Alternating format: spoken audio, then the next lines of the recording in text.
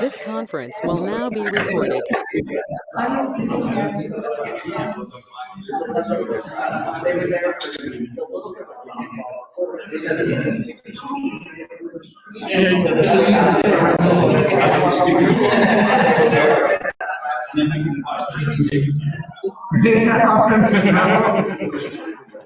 About that phrase.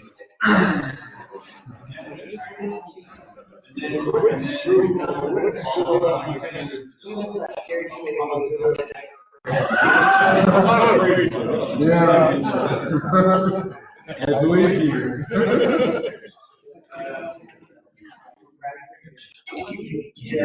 Okay. All right, we're going to go ahead and call the meeting to order.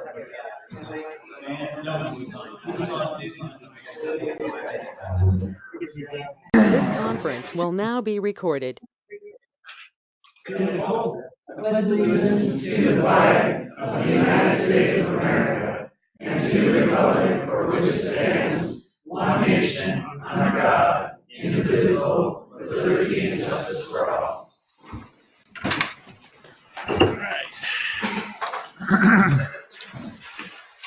Nice to see another good turnout here. Like to see that. I hope they're all like this. Usually we're sitting here with 4 or 5 people in here, so it's nice to see everyone. Let's go ahead and go to minutes. Any discussion? We're good? Okay, call the vote. Jason? Aye. Aye. Okay.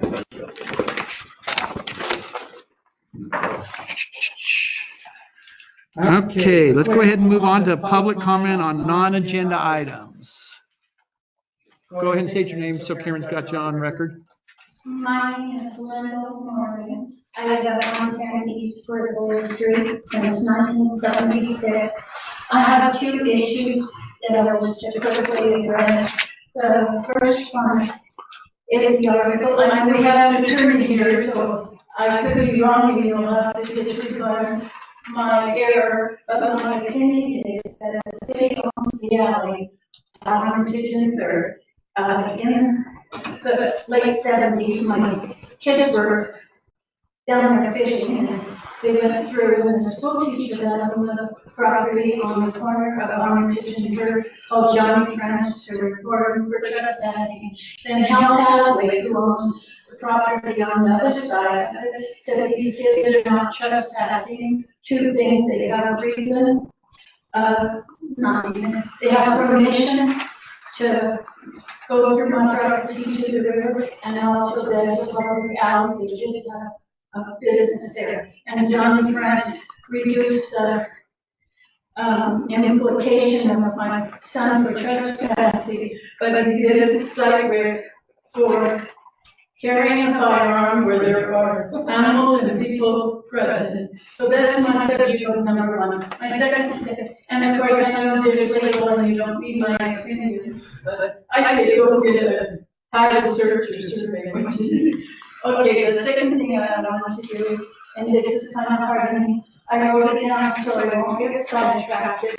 And my problem is that I came to ask the city if you will address an issue which I consider hazard and a nuisance, a neighborhood nuisance, on the corner lot of South First and East First. And now I've written a couple of histories that bring me to this problem when I want to present it to the city. I did talk to Ginger Quinn 2 occasions, and she informed me it was not a city ordinance that pertained to what my problem is. Then I also approached the judge, R.B. Herb, and explained it to him, and he said the same thing, that there is no ordinance.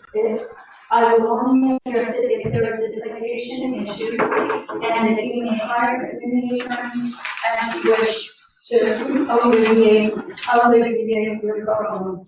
Just quickly, I'm going to say, at first I asked the neighbor to lower the pressure on their water, and they did, but 3 days later they turned it back up. Then the boys were trying to mow the lawn, and they said, Mrs. Morgan, we came over here 3 different times, and we can't mow it soaking wet. I asked Alicia either to not sow my lawn or tell us when she's going to water so we can have control of our own property.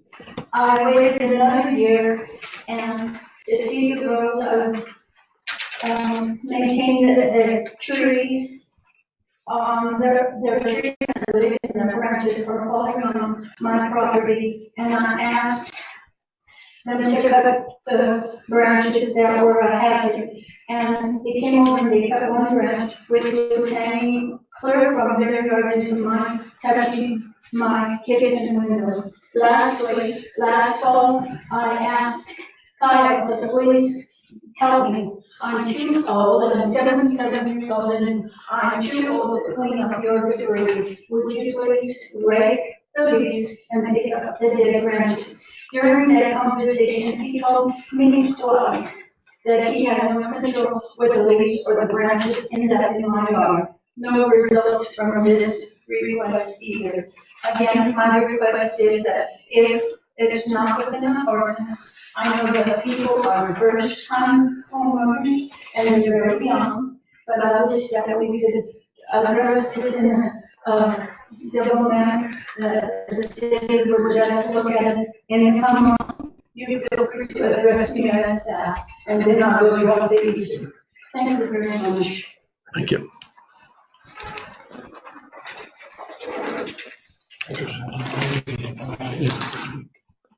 I'm just making a note here. Okay, any other public comment? My name is Judy Gray. I live at 111 County Mountains Road, so I'm not a city resident. I haven't attended this meeting before. I always felt that city issues were not part of my bivouac, and I think my responsibility to live with whatever y'all determine was best within your city limits. However, my funds and the funds of many of us built our public library. I'm very active in the financial organization and currently on the library board. And that's the reason that I'm here.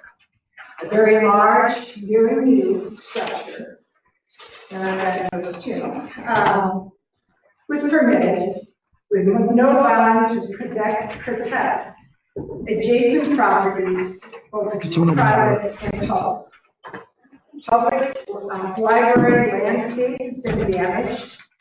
We approached the people who are living next door and we're told we have patience to wait and to wait and to wait. Issues like a sidewalk, a fence, and site prep help to mitigate the damage were discussed, although apparently no notes were taken and nothing has been done. Now we're into summer programming in the library. The grounds are unsuitable and other sites in the town can be found to program. Library programs belong to the library. It enhances the benefit of our children to grow up feeling secure there and to be welcome there and to be aware of all the various opportunities that they have there. The new building, we had hoped that it would add to our community, that perhaps it would even have a nod to Jane Rubis, whose property it was for many years. Instead of that, in my opinion, when I see it, I feel like it's a large predator with shiny scales waiting to devour our library. I think it's a huge issue that no bond was considered to protect the adjacent properties. I don't know now what can possibly be done. I would only say to anyone involved with that property, past, present, or future, in rural Montana, in Ennis, Montana, you're only as good as your work. Thank you.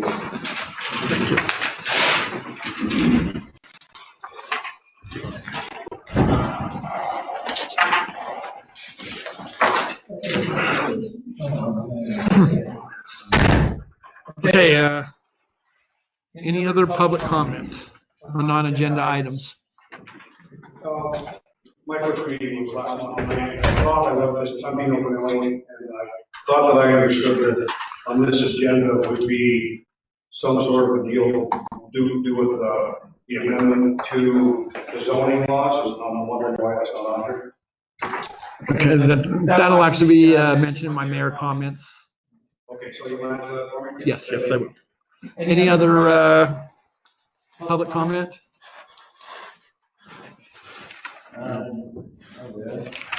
Trevor Lockhart, good to see you all again. Thanks for having us. I had a couple questions. Well, actually, one of the first ones is after the last meeting. I know it's been kind of talk about the town, but the microphone was left on for a little bit, a couple of minutes after the meeting. And you can still hear it on the YouTube recording, but I mean, one of our constituents who I didn't agree with really, Jim Parsons, was called an extremist, and I don't think it's very professional of our council to be calling any of our members of this community, whether they agree with it or not, anything along those lines.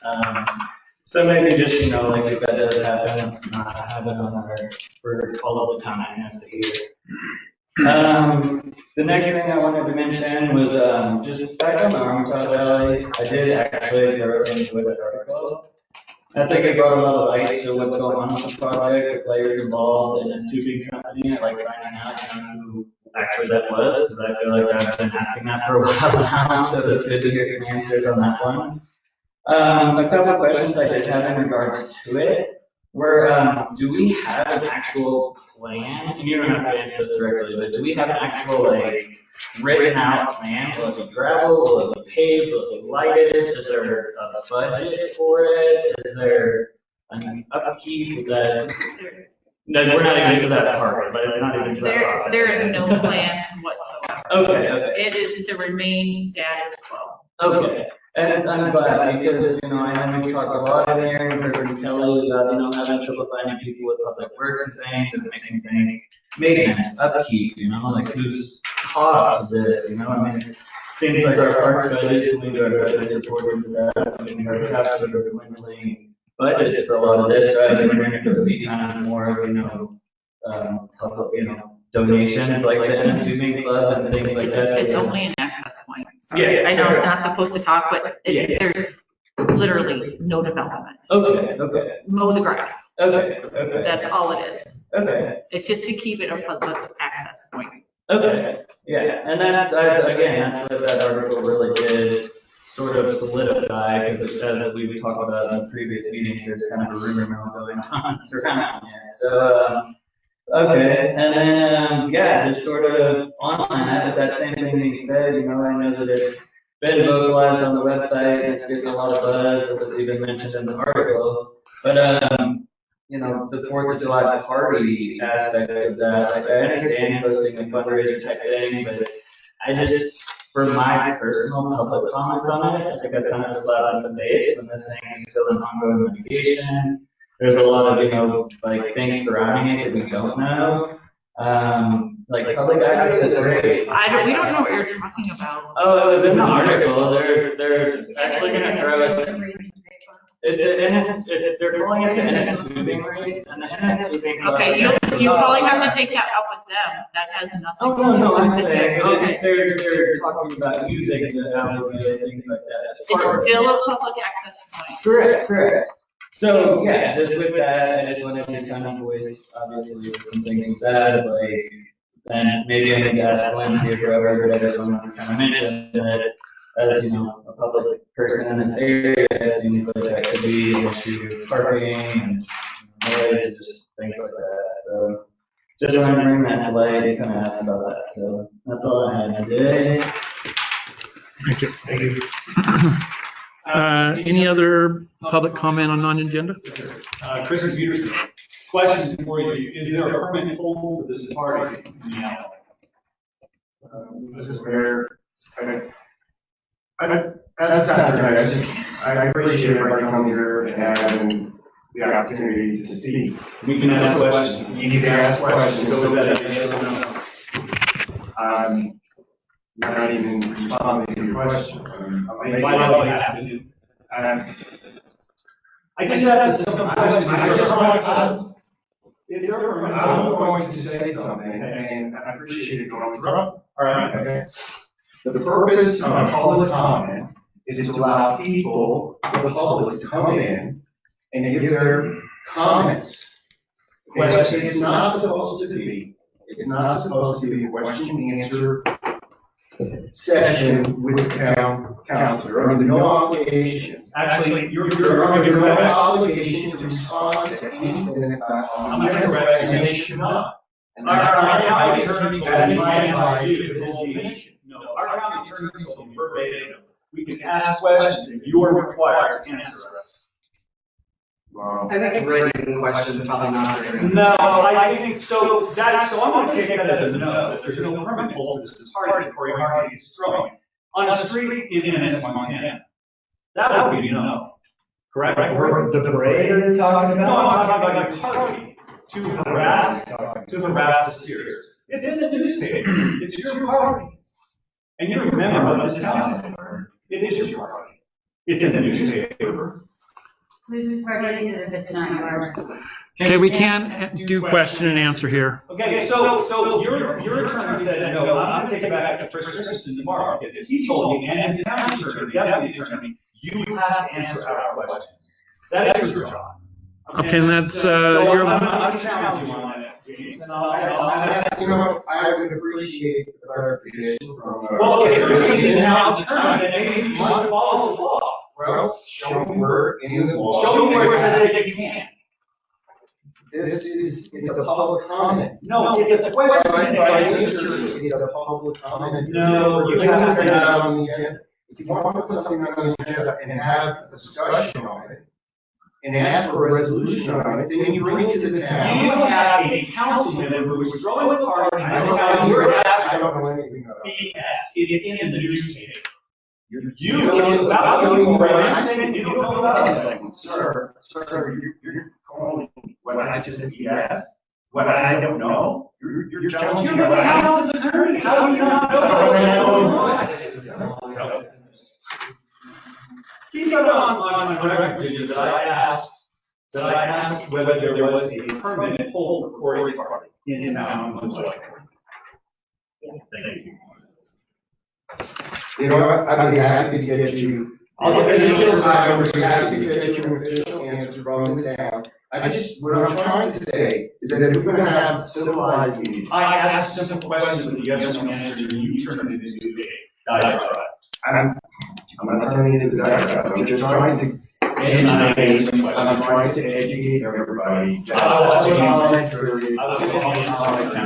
you want to submit that question, we will be happy to get you an answer on that. Great. Okay, any other public comment on non-agenda items? Okay. I just wanted to know a little bit about what Trevor had brought up as far as recording and running the meeting, where you blatantly accused every one of us in this room of being thieves, where we stolen your bike, going out and make sure we hadn't stolen your bike. It's pretty disgraceful to think that's what we're here for. And that is at the end of that recording. Go ahead, anybody who listens to the last 4 minutes, what you guys had in here, and smack talk all of us. You are very guilty of that. And we didn't call you out publicly like we could have, Christie. We kept your faith on that one. So, very rude, very unprofessional, not acceptable. And you owe everybody in that room an apology for speaking like that about all of us. We're here dealing with town issues. And you want to accuse us of being thieves with your bike? Grow up, Lisa.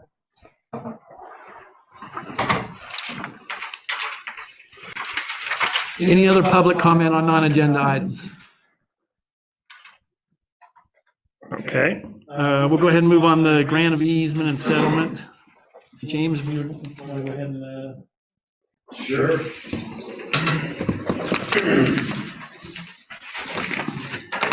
We have situation was developed down on Bugle Street. And basically, two neighbors complaining about access to Bugle Street and the fence that was permitted by the town. They were threatening to sue town and each other. And what we did was we were able to negotiate a proposed settlement agreement to minimize the town getting involved in a lawsuit. Settlement agreement, which is here before the town council and for public comment as well. So if anybody has any objections, you're free to take those objections or comments or support. So, and then everyone wants to copy the proposal memorandum as well. Basically, what we have reached as far as the terms of the settlement agreement is that they will modify the fence so that it does not interfere with access from one property to the other. All right. And then we are going to clarify the nature of the easement so that everybody's aware that it's for water and sewer access. And I handed that one out to them. Okay. I just put it past Okay, so if you go down there, one of the neighbors put up this fence and it was permitted by the town. The other neighbor complained because they couldn't get across through the other neighbor's property, which seems to make sense. You know, why would you have your neighbor driving over and through your property? All right. We negotiated a settlement. I believe it's in the interest of the town to go forward with it and approve it. We would also, the town would also put up some signage down there that is not a turnaround. It's basically a dead end. I think it's already, yeah, but it's not that I just don't think there's really no new turnaround. Is that gonna be that? Yeah, so what we would do is if there's already a sign down there that says, if there's already a dead end sign, and then we would not have to put it off, but we want to put up something that says no for access and no turnaround.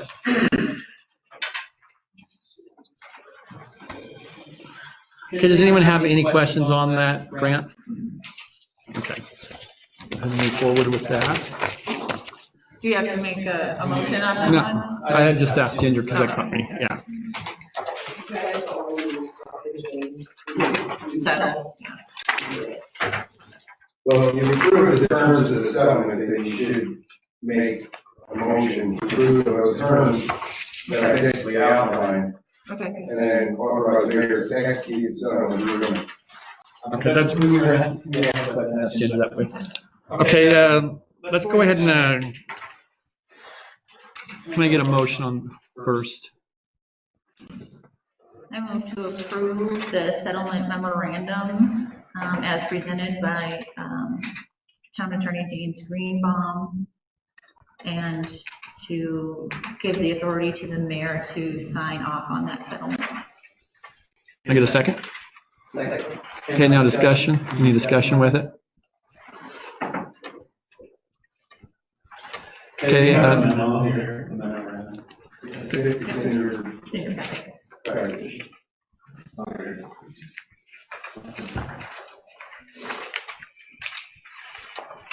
And the vouchers are.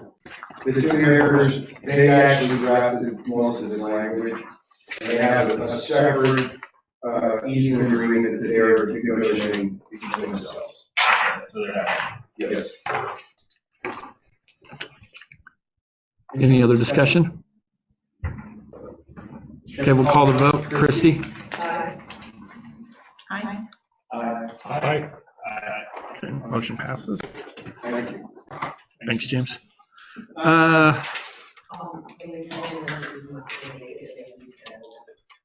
Okay, then we'll go ahead and forward them on to next month. August? Okay. Wow, okay. Are they gonna submit any supporting materials? Susie had a conversation with them today, he said, and I don't know everything that it entailed. Okay. But they did ask if we should actually see it. And they would be in a really detailed. Perfect. Okay. And what I'd like to request from them, and I'll get with you, this is we need to have this ahead of the meeting because they at first we're going to bring it to the meeting as they came in. We need to be able to see it ahead if possible before we. The Monday before the meeting. At the very Now they least. have ample time. Yeah. So in the packet, so the Monday before the meeting, and that we have ample time to review it and ask as many questions as we can. Okay, let's go ahead and move on to the pollinator garden update. Corey, you want to go ahead and take that one? So we stripped off a 20 by 20 plot on the roundabout out in the North 40 out here. And Eric, I think you got the water up and running out there. And basically we got ourselves one of our first pollinator plots out there, other than our green space area that we have right in north of town hall. So, a lot of work stripping off sod, but Cameron's always actually helped us a little bit out with this endeavor. I think we'll use money that have been donated by the tree board in the future to rent a sod cutter. I quit. So. You can give it to, then it would be in usable chunks to maybe give to one of the houses there that probably has to have a lawn. Good, yeah. Less grass and more wild flowers in my opinion. So you have any other plans for any other areas, or is it just as it Johnny comes? Smith has opened up, she's the president of the Lions Club yard, or Lions Club. We're gonna be putting one in her yard, and I think that's probably prior to doing one in the Lions Club. She wants to see how it turns out. So, Awesome. yeah. Anyone else have any questions for Corey there? As you said, we're in the roundabouts in the North Forty. Yep. Why are you putting anything in a roundabout? That's supposedly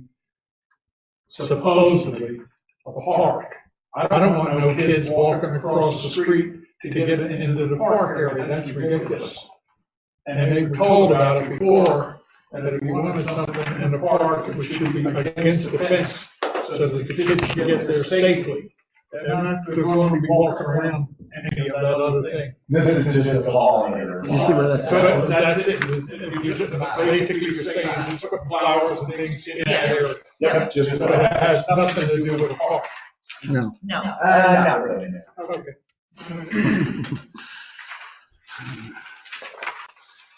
Okay, we'll go ahead and move on to department report, library. Karen? Sorry, give you a second to quit typing.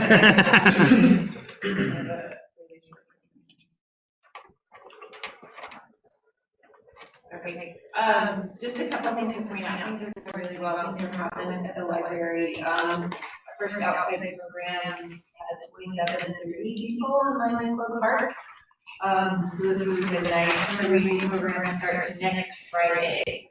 We have reading and incentives and some great programs that really gets us together. So we also are hosting for June the Montego for the GROW program, not from the GROW program, from Northwestern Energy. All the proceeds of the grant goes to the GROW program. So it is worth a look at the usable security costs. It's actually a big sky proposal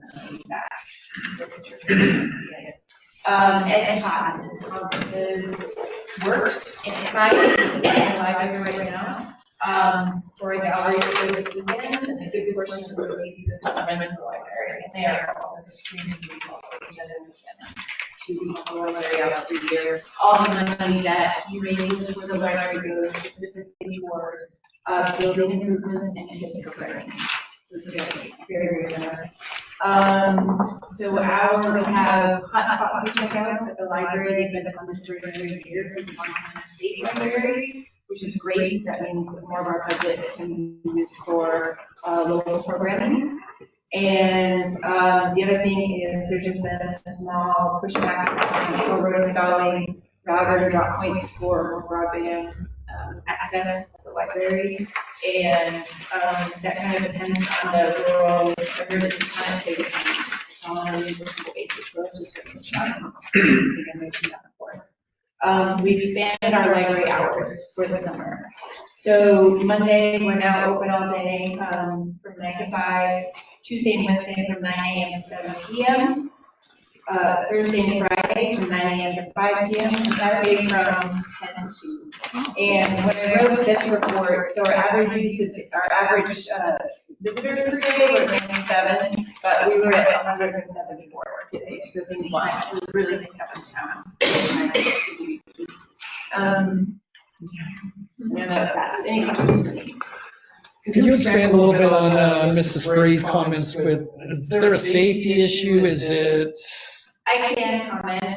Please. Yeah, I can. I don't know how, so, we've been trying to landscape the back portion. We've been trying to coordinate with the property next door, which has been somewhat difficult. There's a lot of reasons for that. But it's been, I think there's a lot of opportunity for improvement as far as zoning, going back and looking at the discussion notes from that meeting and what's on the permit and comparing those things. Those things have been very vague and really not helpful to us as far as, what we can do together. So her comments were out of frustration in that we haven't been able to proceed as fast as we'd like. For those reasons. So what is it that you think we can do to help you? So in the future, I think it would be really, really helpful to, as you're proceeding on the Roylands project, to outline specific requirements really carefully. That would be helpful for any neighboring property that's making improvements. That's where her frustration lies. And that we were already planning to have programming in the back. We haven't been able to, we haven't been able to coordinate with our neighbors. So do we need to jump in? That's kind of where I was going in that sense. So I think we could talk about that later. I have some plans to show you. I don't have a firm plan today. I've talked to some local landscapers about how to maybe circumvent property lines and still achieve what we'd like to achieve. So yeah, I can submit something to you. I can email it to you all and have an update for you next month if you'd like. Okay, because we'd like to help you get it taken care of. Everyone, if we need to jump in, I'm sure that we can work with Mr. Casey. Yeah, I thank you. I appreciate that. So by next month, I should have timelines and materials lined out, and that'll be more productive.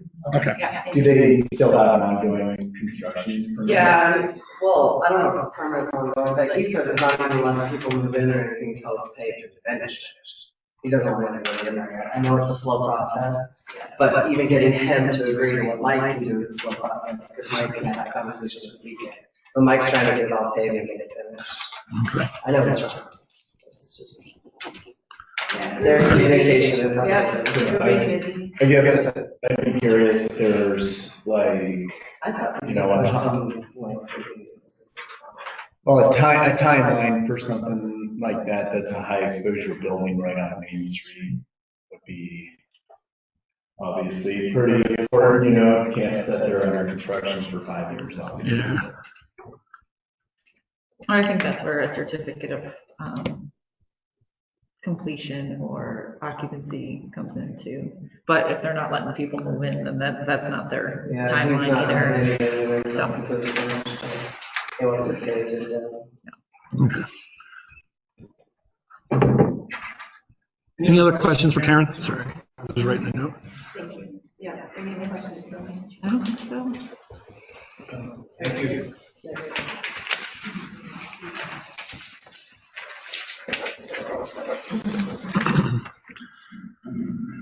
Okay, there's a police report here. you have any questions, get a hold of John as far as that goes. He's on vacation, returning Monday. Is it Monday? Tuesday, sorry. I knew it was one of them. Public Works, Kelly or Eric?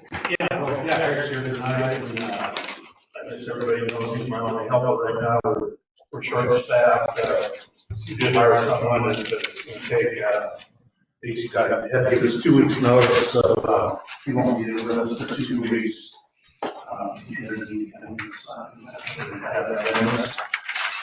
Eric read all the news by himself last month, and rode 36 miles. He walked. Yeah, so, last 3 months.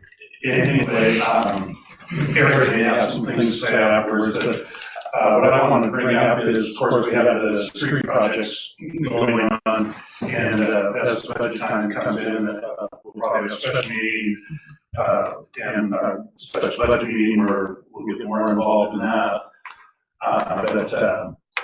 But we do have some good plans there.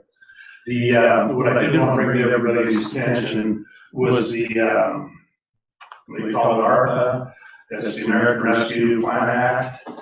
And the town of Ennis has been allocated $253,000. Now, there are some unknowns. The most important part of it is that the application or the request for those funds has to be in by next Wednesday, which John Moore did. I signed off on it today. You did, so we'll definitely get it in time. Yeah, I know I signed off on it today. Like I said, there's a lot of unknowns, and there's 3 different tiers to it. You have one of those. Yeah. The second tier is, they call it buckets. Bucket A is 253. Bucket B, we don't know what that amount would be for the town, but a pretty healthy chunk, I'd say over 100,000. And it can only be used for water and wastewater. But we do have plans there with water and wastewater. At the last meeting, we talked about it, and some of you seen the capacity reports for water and sewer. And although we meet the capacity requirements, one little thing that DEQ obviously gives us is they want us to have a 3rd water source. We only have 2 wells. So my plan for they're calling Bucket B is to go for a new water source. It's always been a problem because we don't have property to drill on. And whenever a municipality drills a well, it has to be at least 150 feet away from any building. We have the last well we drilled was down at the fairgrounds, rodeo grounds, and it did turn out well. It only produced 100 gallons a minute. So we're looking at, we have property up on the Ennis Meadows where the old reservoir used to be, so that's a possibility, but we don't know what the water, we don't know what the water is. Possibly down to Lions Club Park. I know we have a lot of talk to the Lions Club and see if they'd be willing to let us do it. However, we do own the Lions Club property. But we own it for a reason because of the bathroom. The Lions Club really owned it to have the state put in that rest area there. It had to be town property, so the Lions Club turned it over to the city just so that rest area could be there. So I think they're going to be fair to make sure we have their permission. Anyway, the biggest thing about drilling a well in a new water source is finding a place where there's water. But it's Public Works Director, I think it's the biggest thing we have facing the town right now. It would also include some repairs or replacements of older fire hydrants and possibly moving some lines. it's all going to be dependent on the money. So, that's really all I have. I can't answer a lot of questions about this because it's new and there's a lot of unknowns. It was just good that we got the request in to the, I had to go directly to the state treasury. And anyway, that was taken care of. So we are in the loop. There is in what they call bucket C. We'll make some copies and you guys can have this. But what this actually is was President Trump had his care package, and this is Biden's proposal. Not to get politics involved there, but that's what it's all about. And we are definitely going to see some money from them. But I think the biggest thing is that for bucket C, that requires a match and the application is due July 15th. We need to be very cognizant of that. The application has to be in, and then we don't even know if the application is available yet. Yeah. But the application has to be put in by July 15th, which is. Bucket B doesn't get a good pleasure. The thing about bucket A is that 253,000, that money can be used for matching funds on bucket B and bucket C. So you can leverage. That's what we're talking about. But that's, I think it's just more of allotments. I think that's how Great West Engineering laid it out. It's probably 3 different disbursements through. So anyway, I'll make some copies of this and make it available. What is bucket A? What are they using to? It's really unclear right now. I would say what I'll ask for in Public Works is I'll ask for a substantial amount to start this water source project. Okay. So, bucket A is it can be used for a lot of things, and again, it's really unclear. It's something nobody really, I can't say nobody really knows, but I actually don't. But it would be smart to come up with our central project of the well, get that started, but then also identify other projects that we can then leverage those funds for matching projects for the second allotments. Like water No, not meters? the second allotment. The second allotment is only water and sewer. Yes. So the other projects would have to be in the first allotment. But could that be put towards our water meters so Eric doesn't have to walk 36 miles? No, anything like that.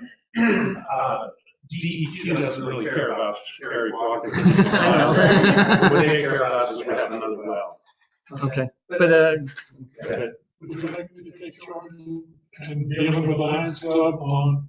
I'm asking permission, that would be nice. Yeah, I'll do that for you. That'd be great, because it's a potential source for us. So, and we don't have any, there's not that many places, when you look at the, for a town, we look at the drill wells somewhere. Property itself is hard to find, let alone somebody giving up 300 or 150 feet all the way around as well.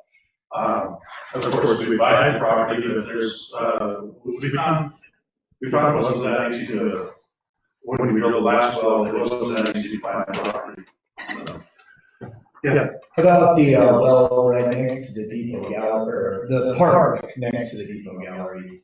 Do you know what the dimensions on that are? Probably not 300 line. Oh, too close. Yes. No, 150 feet, yes. With the triangle of property that the state owns, State owns that, they want us. they would, Oh, possibly, I don't know. I can't say. if we had to purchase it from them, would they be? No, honestly, I don't think they'd given it up. One reason you have to put my house there, and that would cause problems with the visibility for traffic. Oh, no, not this triangle, the triangle out by the rodeo grounds where, that's like 2.5 acres. Yeah, right there. But the problem with it is it's like only a couple hundred feet away from the little well that we drilled That's true. 5 years ago that didn't turn out. Okay. Would it make sense to drill the other well deeper that we already tried? There you get into engineering, you'll have to hire a hydrogeologist, and they out of this money, it sounds like a lot of money, but 180 even if I got all 153,000, when it goes drilling well, that disappears pretty quick. Yeah, you can go, more expensive is for good. Right, and, so yeah, I don't know, it's definitely a hydrogeological study and engineering. And yeah, so we're going to be spending, and one thing we haven't talked about too is administering this, whatever the projects turn out to be, will the town administer the grant money? And that's not even really called grant money, but there's definitely going to be a lot of follow-up and footwork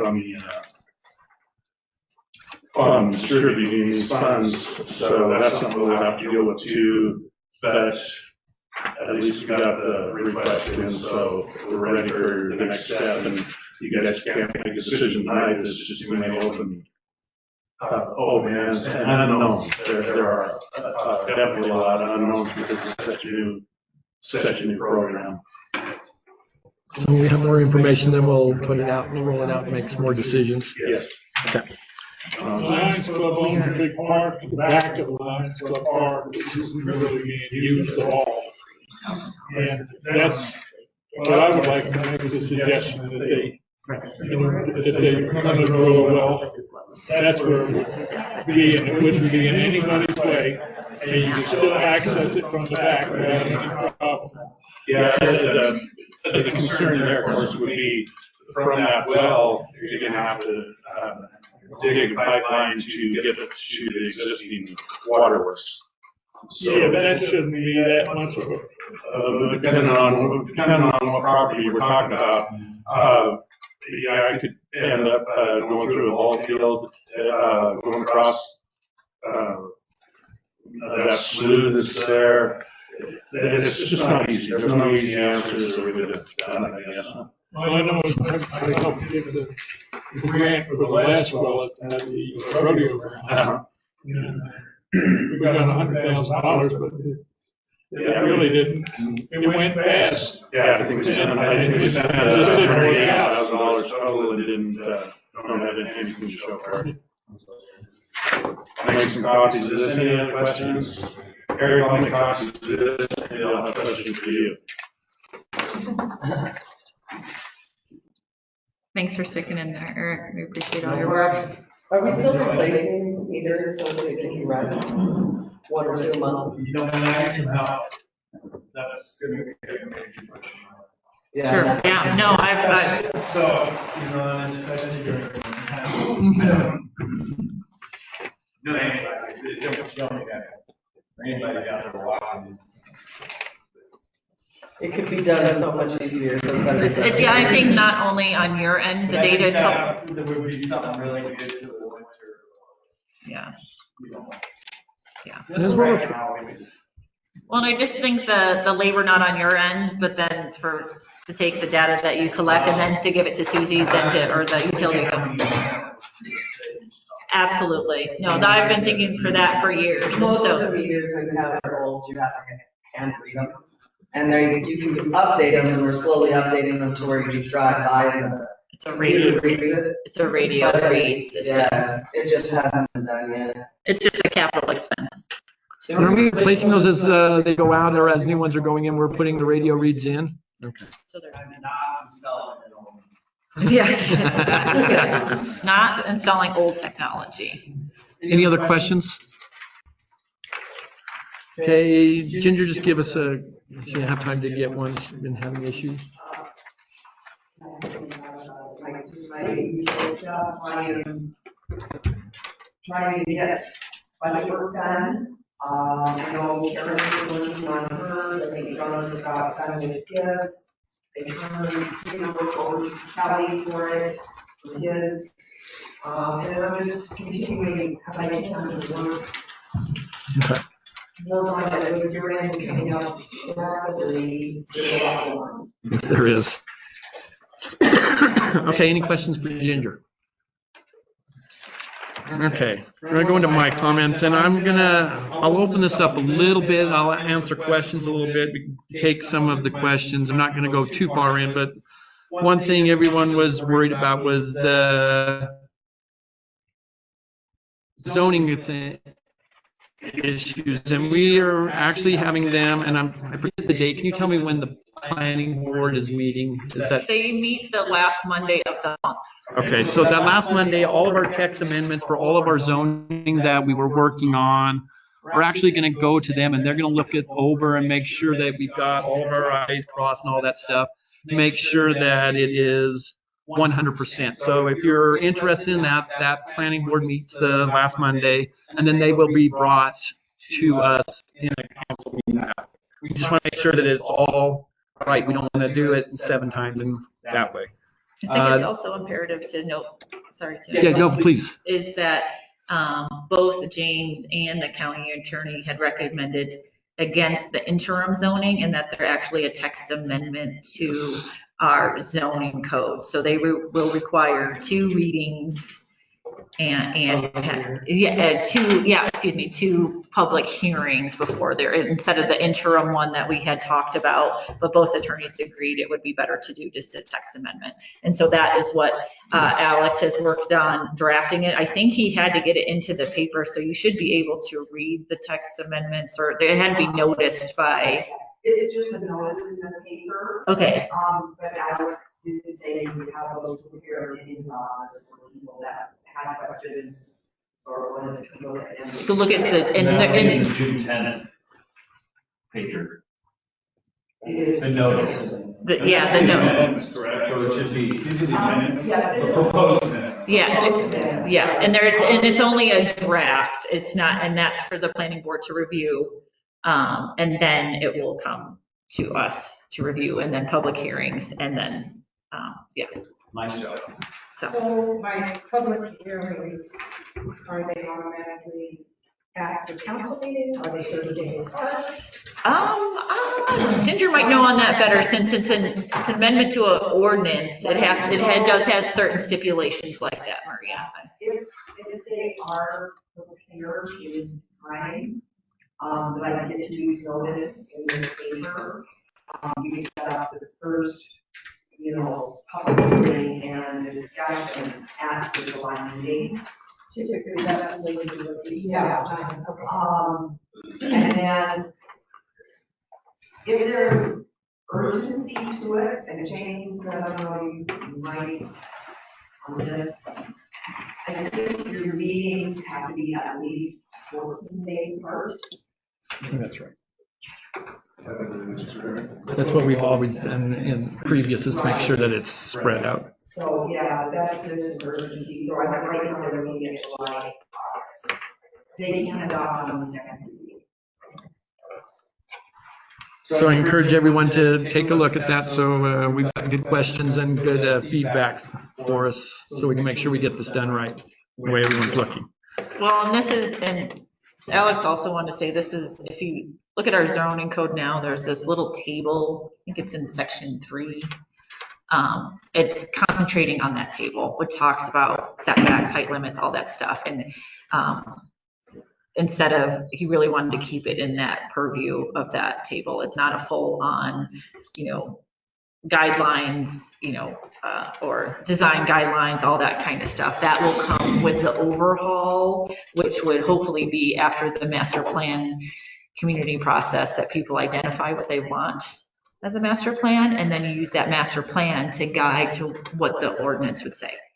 So that is the hope for the process. Yeah, and one of the main things for this amendment was to get rid of the traditional neighborhood development, because it's so wishy-washy today. And that's why there's so many values in that table that are blank, because it says, well, this is blank because traditional neighborhood development is going to decide what that is. Well, now we get rid of that, so we have to actually put something in those put values in the table. Does anyone have any questions on that? No, that's awesome. Thank you. Yeah, thank you. But the height is also being lowered 35 feet. Which is something that can be discussed as well when we get into it. The recommendation. But with that, I think the intention of the traditional neighborhood development, and this would go with our overhaul. From how you read it, I think is when they drafted it in 1996, is that they wanted input on those larger projects and projects that happen downtown, or if you look at it, it's like in the planned industrial, which stuff didn't really, but I think that was what the intention was, is to give the community more input on larger scale projects, but they just didn't give specifics, which makes it really vague and open to interpretation, because if you get one person that wants things one way and another person wants other things another way, then it's kind of tricky. So I think that is what our proposed zoning is going to need to tackle. But hopefully we can get recommendations from the community and hear what they want from the master plan, and then hopefully some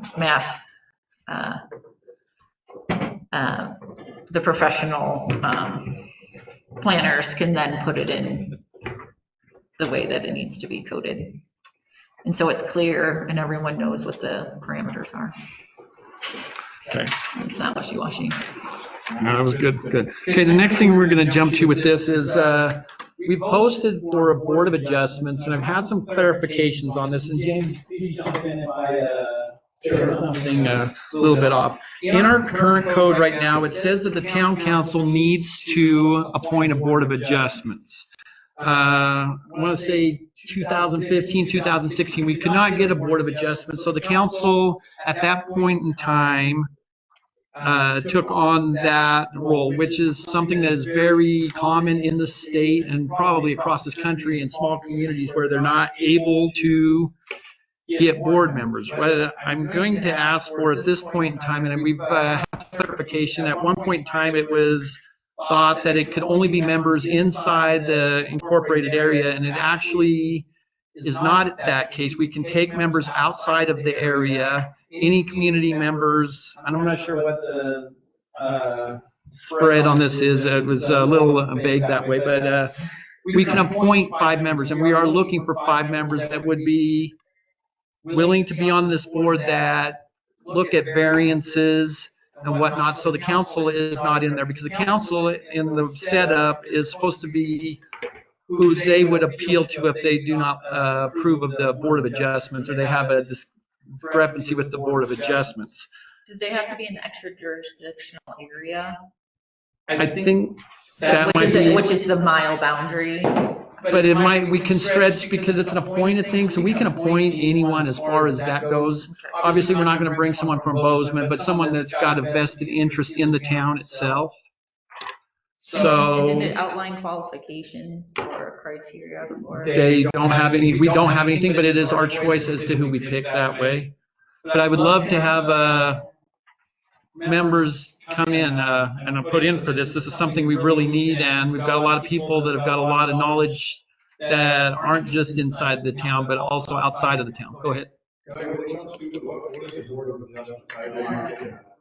So a board of adjustment is, so you have your zoning code, and the board of adjustment is to make any kind of adjustments to those. So if someone is asking for a variance, say the setback is 25 feet from your property line to where your building has got to be, and they're asking for a variance, they want to build, 10 feet from the property line, they would come to the board of adjustment for that. But there's also a whole bunch of legal parameters that you can't just say, oh, Dino, you're a good guy, go ahead, build your house. There are legal stuff, and maybe Jim can expand on it, where it has to fit the state statute of what a hardship is.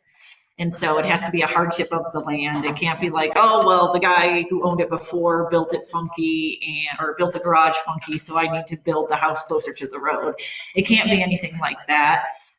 So the Board of Adjustment listens to cases for variances. Do they also do conditional use permits? Or I guess I'm sorry, I don't have my computer to look up in the code as to what the Board of Adjustment does. But if you look at our code, it does say Board of Adjustment and what duties they have and what things that they go about. So that's what it's mostly, and honestly, the trouble is that we don't get really that many cases of them.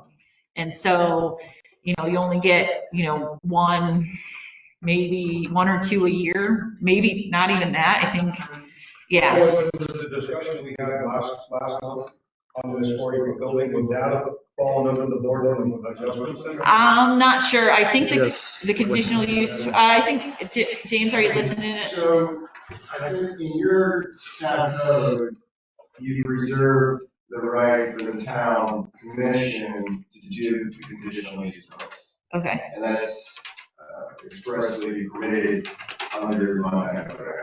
Okay. I was thinking after talking to Alex, that the Board of Adjustments would be able to basically discuss and then it would go back to the council for a vote on that type thing.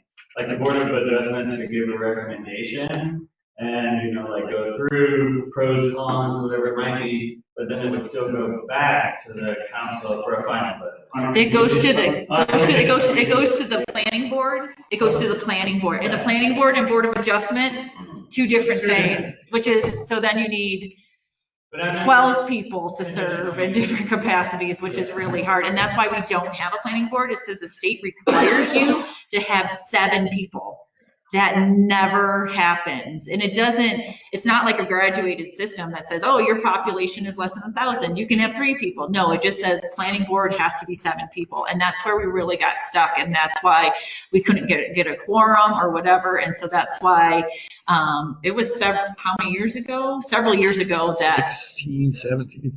Because Brandy had 3 members on it and we decided to. Yeah, and so that's when the town commission made the decision to appoint a member to the county planning board, because nothing was getting done for several years and we just didn't have the members or the interest to be about it. And the planning board has to come out of city limits, but the adjustment board does not.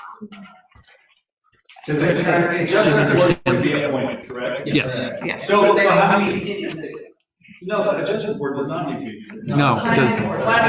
Planning board How does. many people do you need on the adjustment? 5. Which is still. I think that would keep you all at 50. Oh, I would love it. I would absolutely love it. Yeah, that would be fantastic. It really would, it would build a lot of credit. Absolutely, yeah. And if it does, yeah. So I think if we would come up with, we got to have some kind of criteria for qualifications and line those out. And then, I mean, I think we have asked, it's already been posted because there's been a few folks and how many, we've gotten 1 person to respond. And the problem was people did not realize, and we didn't either, honestly, I didn't realize that it was not something that had to be within the town. Most generally, things we deal with are in the town, but we've found out that it can go from outside, and there's a lot of talented, great people outside here that can really help with this. So we'll probably repost it, and then how would they just get in touch with you to start with, and then we can work our way backwards that way. We'd really like to get that one in line, so. Is it the intent of this commission to develop a planning board for the city? Or is it the intent to continue to use the county planning board for your services? I don't know that we've talked about it. At this point in time, it's staying with the county. Okay, there's no plan to develop your own. No. Well, if we had more community involvement, that might be something that we could look at down the road as bringing it back. But at the time that we did it, we did not have enough people to even come into these meetings to fill a planning board. Is there a term for the participants on the board of trustees? It states 3 years, but we can adjust and modify that as we need. There's a couple different ways. We need to see if we can get some people to start with, and then we can start working on the particulars and the details of what we want to do with it.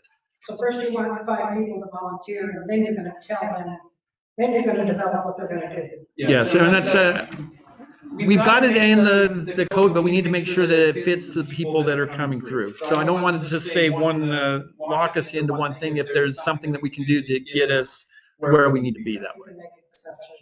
Yeah. Does anyone else have any questions on that? The adjustment board together, we have to have the planning board in that case, or just one, because they function as 2 separate entities. So if you got the adjustment board pulled together, you got your 5 participants for that, would they just become between what you guys do and what the planning board's job would be? Would that be shared in between that and adjustment? It's not having a planning board. We would still have a planning board. Planning board has to have in person. Yes. No. So we would use the county and still just set up the adjustment board.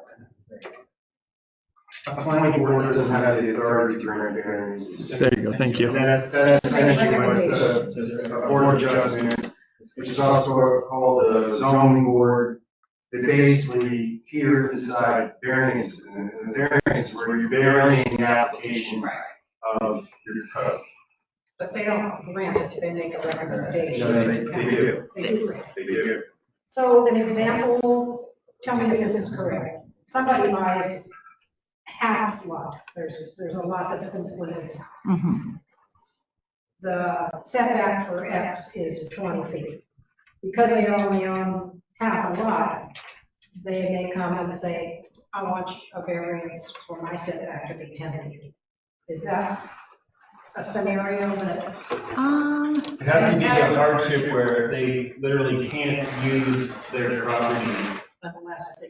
Like there's something about the town code that says, you know. Well, here's the. I can't use my property because of this, and it's making me. So, yeah, so one of the, so to give you a real life example, that's something that's happened here. Like when it was the Real Decoy and they wanted to put in a walk-in cooler, they asked for a 0 setback in the rear, so they could put a walk-in cooler all the way back. I don't know if that actually meets a hardship, because I think the town, we used to give out variances like candy, and then the Montana League of Cities and Towns was like, you gotta rein it in, like, and really look at the parameters of what a hardship is. Another one would be the gal who put like a little house on the corner of Hugel and First Street. So once she built that house, you know, that house wasn't very big. She put a porch on it and she wanted to have a covered porch on it. And that is considered, you know, part of your house where an uncovered porch is not. And so she had, the setback is 25 feet. And I think she had asked for a setback to be 18 feet. And so, and since her house set that way because of the floodplain and the creek and stuff is where we granted her that variance, or the Board of Adjustment granted the variance for that. So it's that type of thing. Or if you've got like a pizza shaped lot and you can't meet any of the setbacks, yeah, those are those types of things. So, but you can't give a variance on, I believe you can't give a variance on height. It's only on yard and it's only on setbacks. No. That's not right. That's not right. You could give it a variance on height, but I mean, what would the hardship be? Exactly. So, yeah, so you have to meet those parameters of a hardship. But if you give a variance on height, then it's permanent for everybody. And that's the drawback. Yeah. Okay, and then I'm just going to go ahead. Some of this is a little bit vague. Some things that have happened in this last year or so have brought it to, and we're still muddling our way through. We're not trying to give people bad information. We're trying to get the proper information. So when it seems like we're muddling along and we were handed a difficult hand, so to speak, and we're trying to get this right so that we don't have these issues in the future. So we appreciate the questions and we're trying to work our way through and get all the details properly. So that's where we're at right now with the processes we're going through. Go ahead. I'm still confused about this. I don't mean to drag this meeting on, but please, did you say what James said? You just said you can make a variance on height, but then John said, but once you make that variance, it's permanent. Did we just? That's incorrect. No, that was not a variance whatsoever. So in our code, in that zoning district for last month, their height limit was 40 feet. Okay. So there was not a variance whatsoever. Yeah. No, they were within our parameters of our zoning code. Yeah. I got another question. I've been driving by down there a lot, and I see you brought a bunch of gravel in there. Now we're bringing the height up even higher. I don't know. I'm sure they're gonna have to dig a basement. I don't know what's going, they still have to go through the state requirement. If you remember, they still have to get their sign off from the state. Right. Now we're dragging more, all the rest of the lots are all up height. And now he's bringing the level of that height up another, it's gonna be 5 or 6 feet higher than what it is right now. So it goes around, what's around it is the base, not that pile that they put on. I don't know what the pile's there, but I know what you're talking about. I'm It's talking still the ground level. Down to the field, it's. Yeah, I know what you're They're saying. I saw it, you know, I don't know what they're doing with it yet, but that doesn't start them on 40 feet from there. It starts from the ground level. They're not gonna build up anything to go higher. We probably need to know what that ground level is before they start calling. Well, we gotta talk to them to find out what they're doing. Maybe we should. Because they're planning on having a cellar in it. But yeah, he's pulling stuff in there, and we don't know where the ground level is, and he's putting, I would say, ground level. Yeah, but he's starting, all the rest of the lots down here are up here, they're at the street level. And now, and that lot down there is 4 or 5 feet lower. And now he's bringing the dirt in there, it's not like that property was at the same height as the rest of them. Yeah, the gentleman in the back with the green. Dino? So, just to clarify for the record, okay, what I was commenting on was like, had nothing to do with any pending application.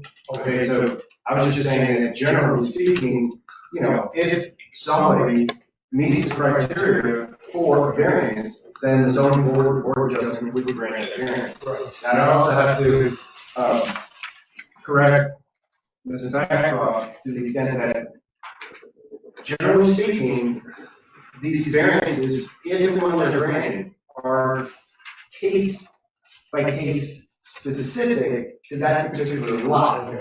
And although someone could come forward and say, well, you know, I have the exact same lot and I'm planning to build the exact same house, it would be hard then to say, okay, you're not going to get that variance. But variances, by their very nature, do not act as precedent. Okay. All right. So every case would be examined separate. All right. Thank you. Okay, and then one more thing I've got, I'm meeting with Alex tomorrow. We've got 2 potential annexations in, and we're going to go over our annexation policy. Another one of those things that's a little bit vague, and we need to get that buttoned up. So I'll be meeting with him tomorrow to go over the specifics of that. We've got a hospital that would like to at I'm not sure of the address, thank you.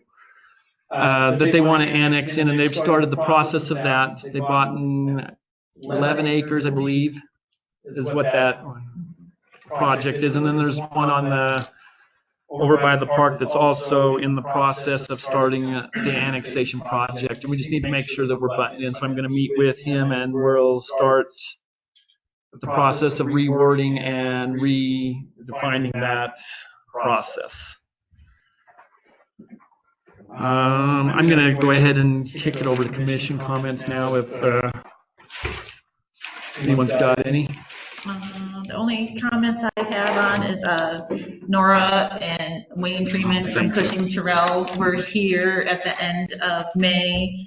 They did a couple of listening sessions. They also did interviews with businesses downtown.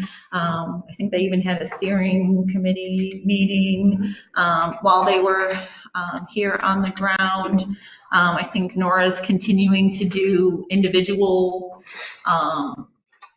meetings as well. She did say she did have one meeting set up that no one attended this past week. So now, I don't know, the category was economic development. And so she was going to reach back out to those folks and maybe call them, you know, so she can get it reset up. And then she was looking at a date for a public meeting in July. So she had one set for June and July, or June or July. It was going to be the end of June or July, and she proposed, let me look at the dates here of what she proposed. I think she emailed this out to July 7th or Thursday, July 14th. Those are going to be virtual meetings, but they're going to be, she partnered with Lynn Foreman at the Senior Center, and they're going to show it there at the Senior Center and help facilitate seniors to be a part of that, as well as it's going to be streamed at the library as well, and then people can tune in from home. So that will be a virtual meeting. So once we have the date, but she just wanted to check and to see if either Wednesday, July 7th. Is that right? Shouldn't they be both the same day? 7th or the 14th, I thought. I know, but they're 7 days apart, so wouldn't that be both on the Wednesdays? They're both Wednesdays, right? I'll have to clarify with her.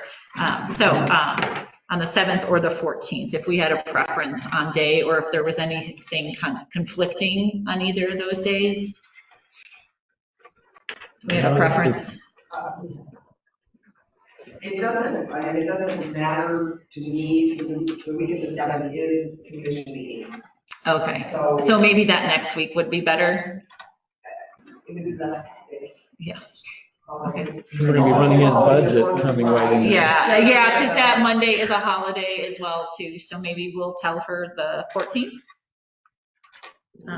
Let's make sure we don't have budget stuff coming too. We might need to actually, because we're going to be running right into that, then won't we? Well, it's going to help people in there because I will get figures from the state Department of Revenue probably, I think last week I did in August. Hey, we're always late. And we were done by September. But I'll start, as I'm getting numbers together, I'll start pushing them out to you guys if you have a chance to. They'll definitely be incomplete if it raises any questions. Yeah. And we gotta keep this process rolling. We don't want to keep it, So let's just tentatively set for the 14th, I'd say. For the 14th, I will. The 7th is and the one thing I want to say with that as well, if you guys haven't had an opportunity to talk with these folks, they're really sharp. They love the comment. They want to hear the comments. I was so impressed with them, just talking with them, and I challenge everyone to take the time to talk to them and express your concerns with this. They're really a great bunch of people, so I was really impressed with them. Yeah, let's see, Mr. Land. I think that is all I have for commission comments. Thank you. Corey? Is there any way we can get her to send us all an email direct? I like to pressure people to go to. Are you not on her emails? Oh, for like what do you mean? Which email? For any of these meetings. Oh, like the meeting. I don't think I got a message. No, I didn't either. We had given her we had that spreadsheet of people that we had different categories like infrastructure, and Kelly, I think you talked with her, right? And we had different categories for people and put them in. I think like the chamber on that economic development one, I'm sure the chamber was involved and stuff like that. So I guess we could ask her for her schedule of what she has going out. And so if people do need reminders to go or encouragement to talk to her and give them opinions. So I know she had like arts or different categories. So I didn't realize you weren't on that. Sorry, Corey. But no, she hasn't given the schedule of this is when I'm talking to the economic development. Oh yeah. She's never given us that portion. She's kind of taken that on her own. So, but she said she would call them directly instead of doing emails. So then that way, maybe just it's easier to ignore an email than it is a phone call. And so she was gonna. As commissioners could answer questions to the community better if you knew who was on first and what they were doing. Well, we gave Nora a list of people for those different categories, and then she took that list, was contacting them so she could meet with them as a group. Right. So yeah. She emailed all of you and said, I'm meeting with Group A on this date. Yeah. Then you knew that. Yeah. And I called Corey and asked him, and he would know.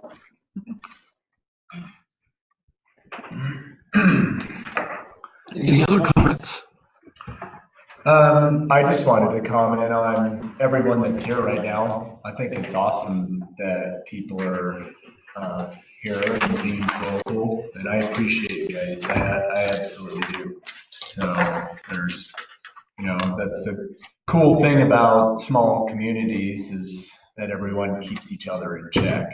That's important, and that's why I lived in Bozeman for 6 years, and I've never looked back. I mean, I still work there a little bit, but I love it here. So,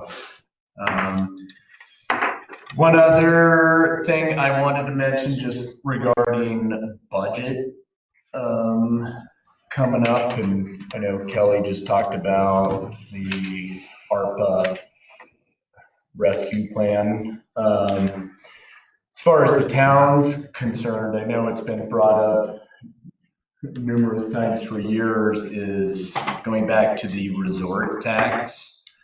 And I think having the appropriate person present this, I know it's on our master plan to be talked about later, but I like the, what's the mayor of Twin Bridges' name? Joe Willauer. Joe Willauer, he works for Headwaters Research and Development, is that what it's called? RC&D. And I think he's a very well-poised speaker, and I like hearing him talk, and I like to just throw it out there. For money's sake, the town does qualify, any town under 5,000 in the state of Montana qualifies to have a resort tax, and I just think it'd be something to consider. So It's been considered numerous times, and the town people have done it down 90 to 10, and I think you should get over it. You would put the poor people of this town, that we already don't have enough people to work here. This gentleman can hire people to work in his hotel or motel, whatever it's called. You would then displace them even further, and that would be horrific. And I would say the same thing for the city. You can't hire people, you can't hire people in school, or short janitors, bus drivers, you can't pay them. And that tax would be paid by tourists, and then it would be misused. I mean, Well, no, that's not necessarily true, because what you could do with that is not true, because you set up a resort tax board, and then you can do how Big Sky does it, because it's something to take into consideration. Our 3 closest geographic communities all have it. So Would residents have to pay resort tax? So you would have to, there's different ways to go about it. You could do it just there's lots of different ways to go about it. And you could say, you could earmark some money for specific projects. You could have, how Big Sky does it is they have a resort tax board, which I believe, I can't remember if they're elected.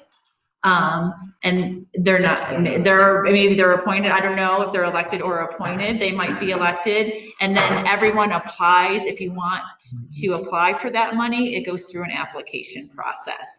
So, and then that resort tax board goes ahead. But there are a lot of different ways. It's not one set of way if that money just gets dumped. Even like Justin from Virginia City, the mayor of Virginia City, maybe come talk about what they've done with their money. Like in Virginia City passed last year, the year before, 1% increase passed with flying colors.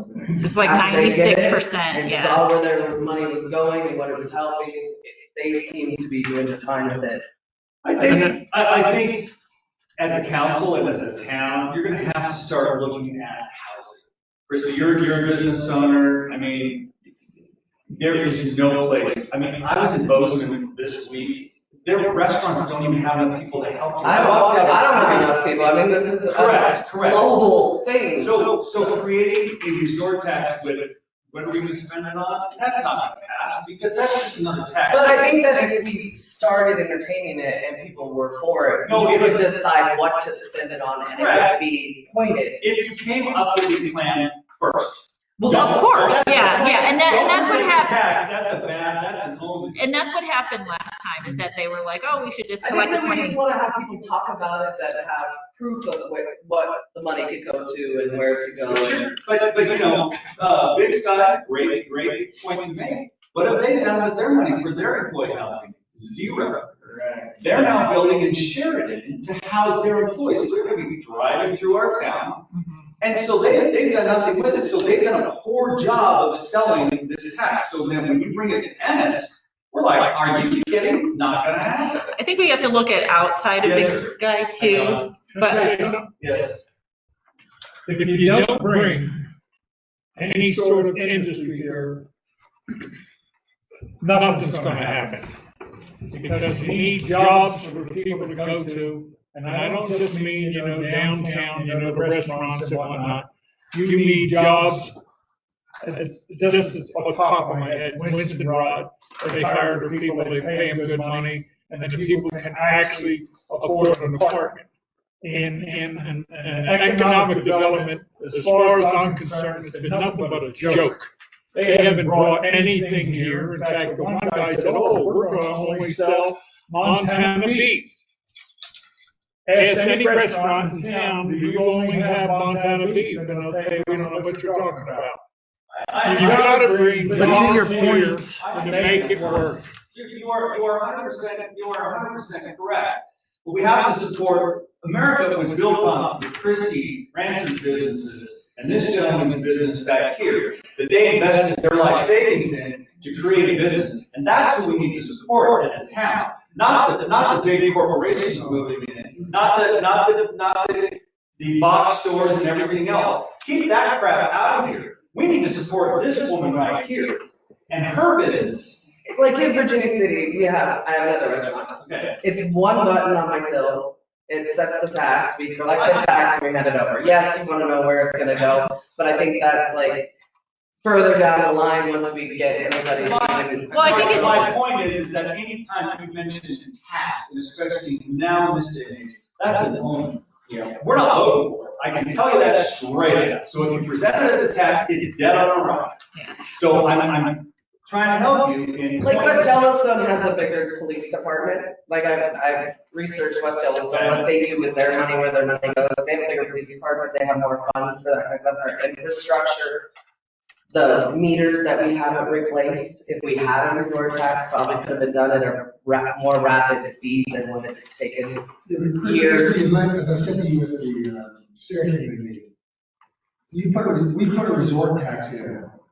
I get disadvantaged, right? Because I'm going up against El Western, I'm going up against Rainbow Valley. They won't have a resort tax, right? And I have shoppers. People call up, what are your rates?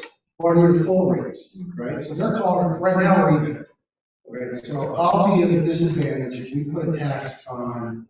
I understand that. Yeah. But that tax could actually go out to that part if we so chose. And then one of the things, hang on a second, please hang on a second. One of the things you got to keep in mind with this is this is going to be a contentious issue when we bring it up. We can choose where to tax. We can choose what to tax. There's West Yellowstone's got it where locals don't pay the tax. I mean, there's so many different moving parts that would come to this. Mistakes they made from the first time or the last time they did this, not the first time, the last time they did this was no one knew where the money was going. So it got voted down, like John said, in droves. And again, the public needs to come in when we get into this process. Again, it's down the road, but choose what we're going to tax. We could say we're not going to tax lodging, or we could say we're going to tax food. We've got a choice of what we can do. We can choose to tax locals or not tax locals. I mean, there's so many different moving parts. More months of the year too. Yeah, exactly. And there's so many moving parts in this. I don't think anybody would ever vote, like, especially us sitting here, would tax you and not us. I don't think anybody would do that. That's on the board right now. And we could set that up where lodging isn't. You guys already have a lodging tax. It's already put on you. We could choose not to do that. I mean, that it's decisions that would have to be made, and to get all fired up about it at this point in time is. Well, I'm just telling you. It's something that should definitely be talked about, because in the future, it's money you're missing. I don't think, and but you're missing it for what? And that's my point. Well, and that's, I think you you have don't to. bring the what up first. Bringing the word tax in is a no. Well, and I think that's what the master planning process is supposed to look like. What do we want our community to look like? Do we want different things? Do we want different projects projects out of this, and My then. question, Lisa, in the master plan, who is this benefiting? So don't forget, there was a gal here who was 76 years old who had a hard time speaking, and bless her heart, she came here and talked about her one. You are taking a community that has a lot of passion, and a lot of people that have been here a long time. Okay, I've been around longer than you. That doesn't mean that you're not welcome. My point is what is the big master plan? Is it for the out-of-town investor to come in? Can I finish first? Because that's what it looks like. That you've got a blank slate. You've got Ennis, Montana, the most beautiful valley in this entire state. And you've got investors that are hungry to come in here and throw up buildings and make a bunch of money and then split. They don't care. They don't care about this town or about the people who have lived here. And Corey, your family's been here, and not in this valley, but the next valley over for a long time. Long time.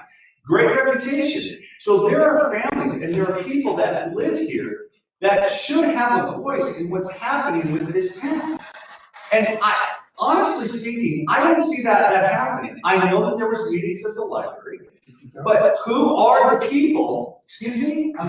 No, I didn't go to that. That's how you find out. You got The master plan is designed to be built by the community. So if you're not going to the meetings, you're not helping build it. This is a community-built thing. We took a step back, that's why we don't really know what's going on. We're not doing anything. We're not, and Christian, community members. and your concerns, exactly what you're talking about is what, when the community, that's why Ennis applied for the community block grant. Those are my same concerns too. They really are. You can go back through minutes in things, and that's what I'm saying is we have to watch it. And when we proposed the draft zoning last time, it was an abomination. People got so angry, and we didn't even get to the third page to actually get to the meat and potatoes. That's what I was exactly right. That building downtown, I can tell you where I was. I was in Butte, Montana at a active communities conference being put on when they were discussing that building downtown. You know what I wanted? I wanted a sidewalk for our older people. I wanted different things. I wanted design standards on that. It didn't happen because of what our code is. And so we were like, okay, we need to update our code. People were just as angry. They said, you know, oh, you can't, oh, Lisa just wants landscaping standards and she can't tell me what color house I'm, and that wasn't what it was. If you look at it, it was like, we need to come together. And one of the things is like, oh, we want to maintain a Western architecture. How do we do that? Can we define that for ourselves? Christian, I actually have the same concerns as you, but no, let me speak. I let you speak. The master planning process. So when that failed to go, I was like, okay, how do we get this back on track? Because I know people care, and I know people care tremendously. So I was like, okay, well, maybe we put the cart before the horse. Let's do a master planning process so we can come together as a community, decide what we want, and then move toward putting that down on paper. And the regulations that we now know are, you know, there's not enough of that, or the guidelines and the stipulations of what in there. So that is what the master planning process is. And if you don't go to the meetings, then I'm sorry, I don't know what else to do. Okay, but there's going to be more. There's going to be more. So this is not for big corporations. This is for Mrs. Morgan and you know, the other people, but you have to participate. You have to fill out the survey. You have to talk to Nora. When I called all those people, I called people on that stakeholder list and said, hey, would you talk to this gal? I'm going to put you, you know, I think you would be appropriate in this. Oh yeah, I'll do it. And then they don't show up. What are we left with then? And so, but this master planning process is not for big corporations, because that is my fear too. And that is why I wanted zoning. It's the exact opposite. And in your defense, Lisa, if you can ask Trevor, we didn't have this conversation this week. I said, Lisa Roberts, and I don't know you well. You don't know me at all. We've never had a Correct. conversation. That is correct, but I said, I know about what you have in vision for the town. And I said to you, Lisa Roberts has the same vision that you and I do. You have a terrible way of presenting yourself, and you get yourself into trouble unnecessarily. Unnecessarily, Lisa. I'm trying to help you with the communication style, because you have the same heart that we do for this town. And that's admirable. I'm giving you a compliment, but I'm also trying to help you. So in the last year under COVID, the image that we had of this town council was you were all hiding behind COVID and just running rogue. I'm just telling you, that is the image that we had. But that wasn't our fault. That was your fault, because that's how you presented yourself to the public. That's not whether or not you agree with that. I'm telling you what we perceive, and that's our reality. So you're not a bad person. I defended you with this gentleman on the phone for a long conversation and said, I do not believe Lisa Roberts is the devil in disguise. I believe she has the same heart that we do for the town. It's just a different way of communicating it. And there is where the rub comes in. Okay? So I had your back. Correct? Yeah. We had a long conversation. So we get it. Back to the tax thing. It's how you present things is how you get things to go forward. Exactly. I wouldn't have never brought that up, because I know that we need to, and that's what the master plan process is. Our perception is you guys are writing a blank, or giving a blank check to large developers.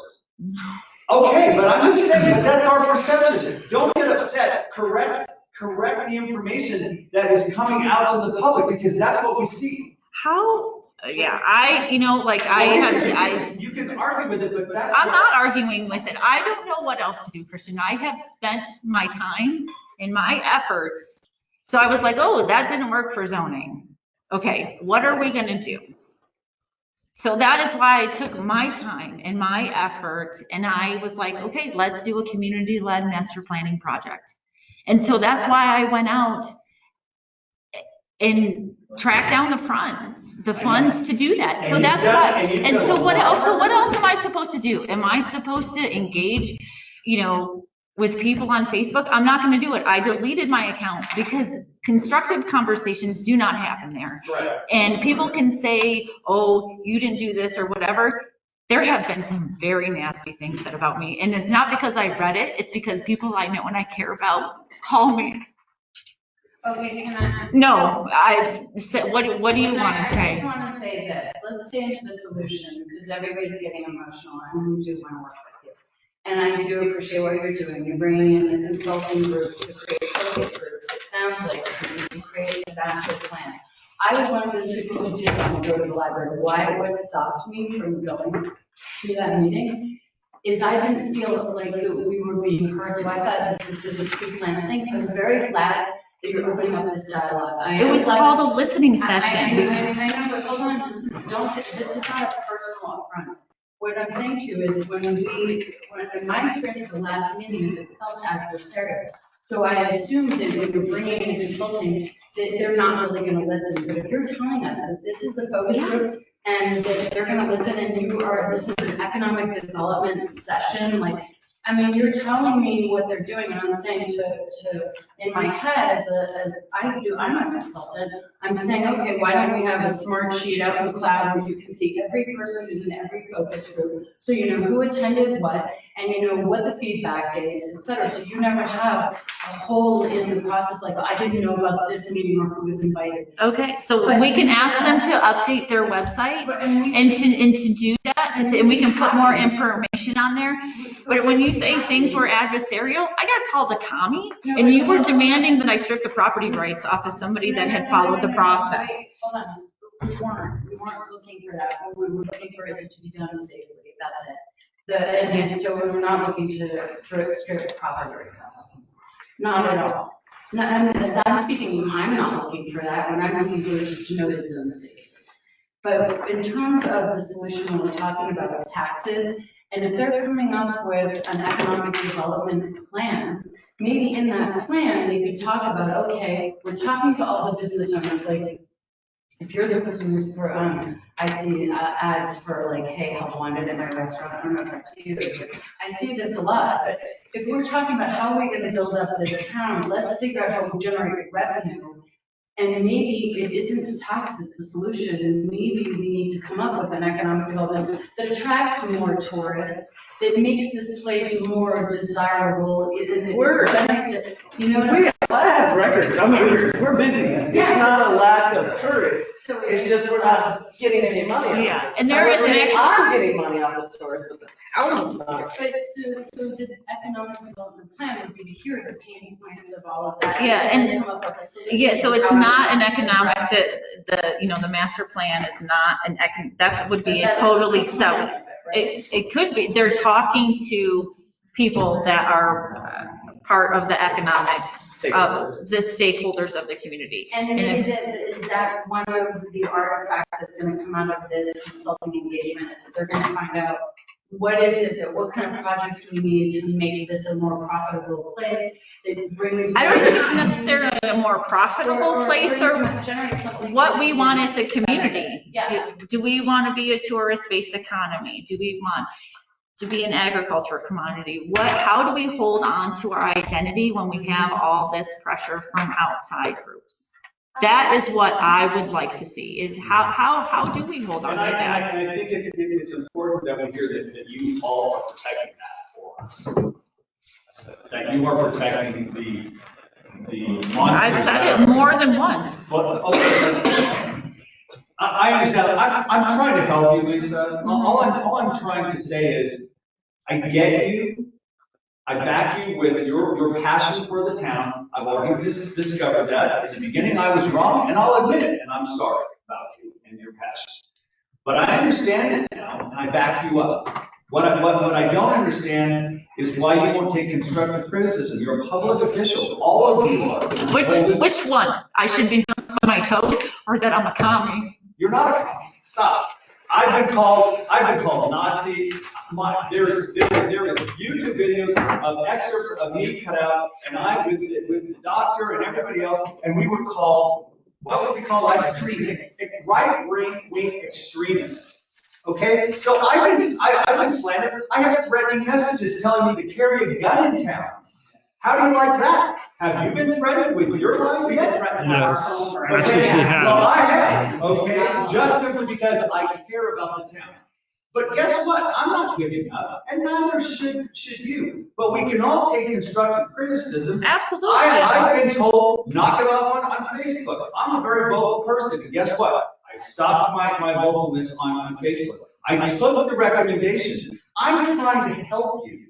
You're not the bad person that everybody thinks you are, or a lot of people do. You have the same vision. I'm trying to help you get that message out there in a different way, because you're failing at it clearly. That's why the Parklets are a great example. Yeah, I mean, you steamrolled the parklets.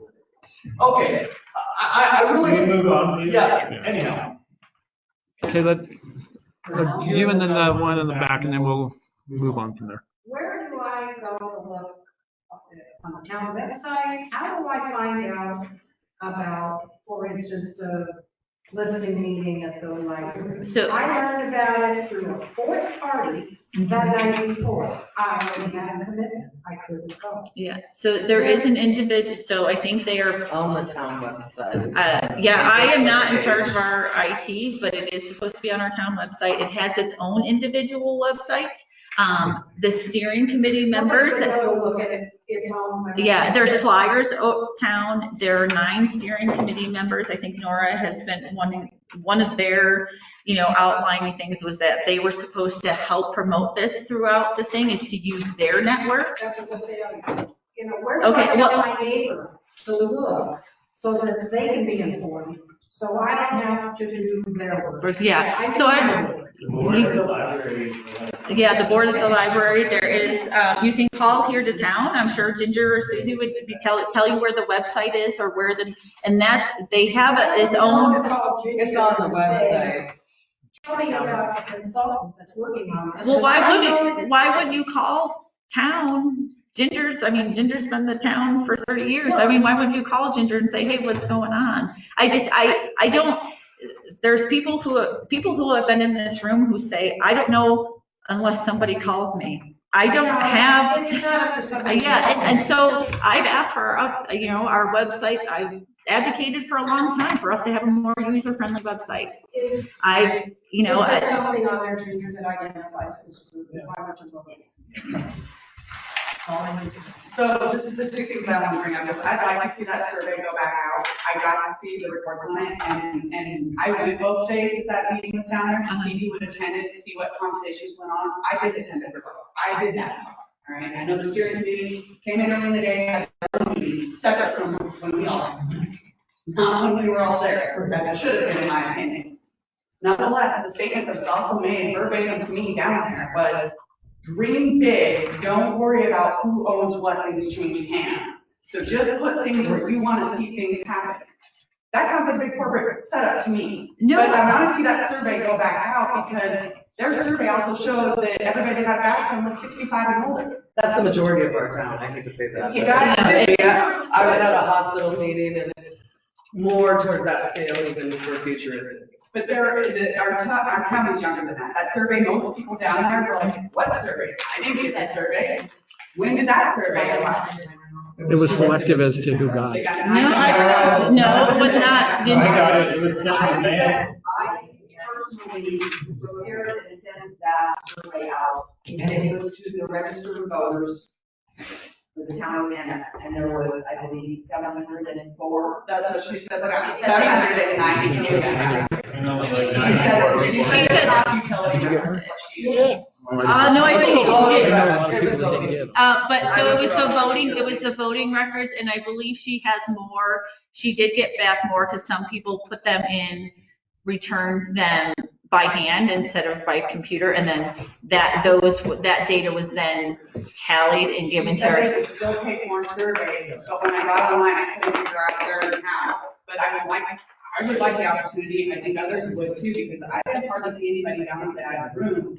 They could say, yeah, I did that survey, I got it, I did it. Yeah. Most of them were dumbfounded about it, what, when? Yeah. I think it should be directed to, and it should be directed to a district.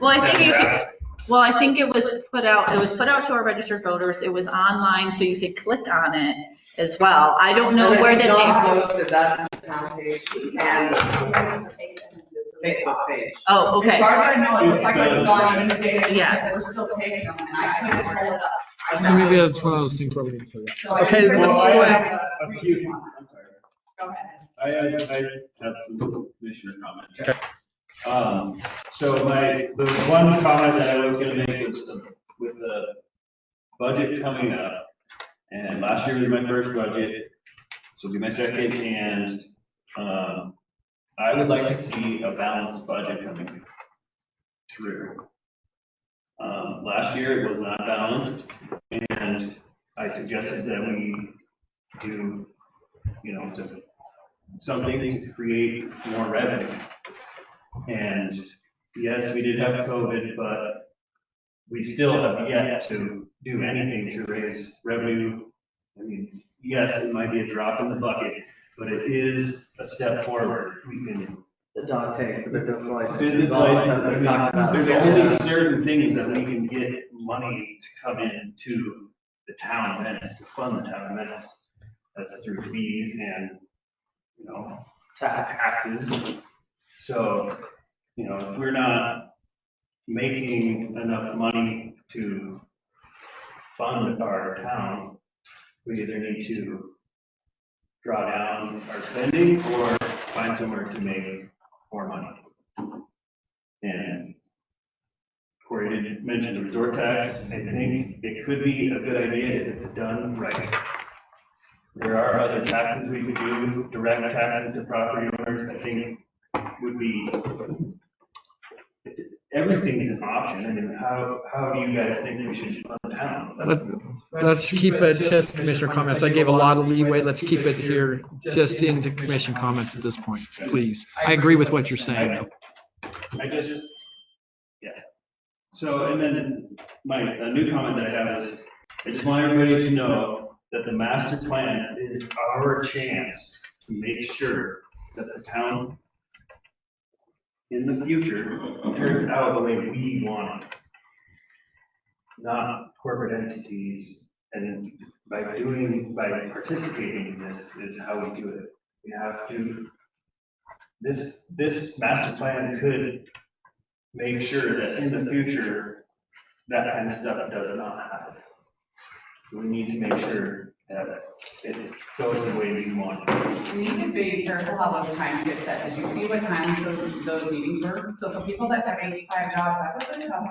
I think there was one at night and there was one during the day. That's how. I went to both.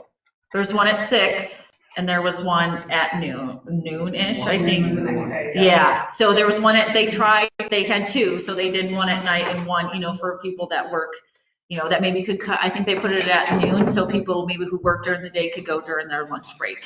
So they did try to disseminate. The noon thing, I was just thinking, a lot of people work 85, and Ennis is server, we don't get breaks out of here. Our team serve all of this town. Yeah, so and I think that. Maybe pick a day that would be more likely to be a day off, like a Saturday, Sunday. I know that's not feasible in most worlds, but your 85 workers need a better opportunity of engaging in that, especially when it's as important as what our future is going to hold, as you just said. It needs to be flexible enough to make it work for the people you're seeing sit in this room, the people that showed up last time, because they obviously we're back again, not our own fun and joy of sitting here, we're back for good reason. Yeah, I think they tried to be flexible, that survey to go back out again somehow. One thing I did see with the survey was that if all the questions weren't answered, they couldn't turn it in. And one of the questions it was question 13, and when they showed us the survey, it did show 16 questions. There were 16. I did look at all that. But one of the questions was on how we would come up with the funding. It had 4 things, being the resort tax, raising taxes in general. It had 4 things, all of them being a tax of some sort. You didn't have an opt-out of no tax raise at all. And by not answering that question, your survey couldn't be turned in. That was a little bit of an issue. Oh, I don't know how Survey Monkey was put in or the data was collected, because I have no idea how that was done. I'm trying to pull it out, and the reason why I found it online and attempted to fill it out and was unable to, because I wasn't going to pick one of the lesser evils of tax options. There needed to be like the others. This, or none of the above, or all of the above, like a bunch of those options. That particular tax question did not, you could not turn it in without. And I don't think it was a matter of that's how it's going to do it. It's like if you want things, you have to figure out how to pay for them. I understand that. Yeah. And I think it's just like Christian said, we got to come up with the what before we come up with the how. Sure, absolutely, but I think. So I wasn't going to click the tax option at that point, is my point. And then I couldn't put in the survey because I didn't get that tax option. Okay, I don't know how that survey was run and how it was put together. I understand that, but I'm putting it out there so that you do know how it was. I'm not accusing you of it. It sounds like you guys have the power to make my question and you can't answer survey to require question. And with, I'm telling you because I don't think you guys do know, and I'm not holding you accountable, I'm letting you know because. Okay, let's go ahead and move back to, sorry, we're going to cut you off, back to commission comments. Mr. Bancroft, do you have any commissioner comments? Nope. We're good. Okay, let's go ahead and move on to claims then. Oh.